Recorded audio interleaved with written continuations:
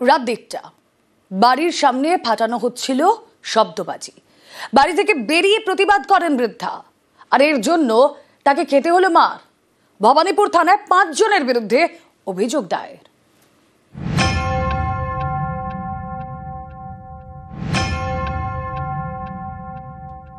বাথরুমের মধ্যে ভাঙাচেরা, ওখানে রাত্রি 1:30টার সময় বাজি ফাটাচ্ছে। রাত্রি 1:30টার সময় ঘুমিয়েছি, ঘর একদম বারুদে ভর্তি হয়ে গেছে। এরকম রাত্রি 12টা 1টা 1:30টা অবধি এটা কি হচ্ছে বলতে গেছি, ওরা আমাকে ধরে এমন মেরেছে, আমি সব জায়গা দেখাতে পারবো না। এনাকে বলেছি বুকে কি ঘুষি লাথি।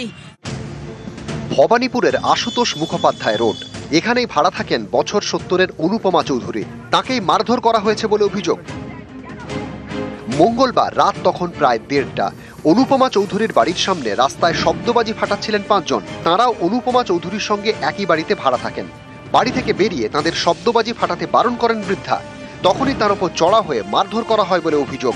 লাথি ঘুষি কিছুই বাদ যায়নি বলে অভিযোগ বৃদ্ধার। বাথরুমের মধ্যে ভাঙাচেরা, ওখানে রাত্রি 1:30টার সময় বাজি ফাটাচ্ছে। রাত্রি 1:30টার সময় ঘুমিয়েছি, ঘর একদম বারুদে ভর্তি হয়ে গেছে। এরকম রাত্রি 12টা 1টা 1:30টা অবধি এটা কি হচ্ছে বলতে গেছি, ওরা আমাকে ধরে এমন মেরেছে, আমি সব জায়গা দেখাতে পারবো না। এনাকে বলেছি বুকে কি ঘুষি লাথি, কি অবস্থায় বেচারি বাঁচাতে গেছে, ওরে কি মার এনাকে। এ নিয়ে পাড়ার 5 জনের বিরুদ্ধে ভবানীপুর থানায় অভিযোগ জানান বৃদ্ধা। না, বলছে এখন কি করে কমপ্লেন নেব, দেখছেন না ঘরে আগুন লেগে গেছে। আমি আগুন লেগে গেছে মিনিটা, না না আপনি চলে যান, পুলিশ যাবে। তারপরে আমি ইয়েতে গেছি, পিজি হসপিটালে আমরা এমসি করেছি, সব কিছু করেছি। তারপরে লয়ারকে দিয়ে হাইকোর্টে গিয়ে লিখিয়েছি। নিউজ 18 বাংলা।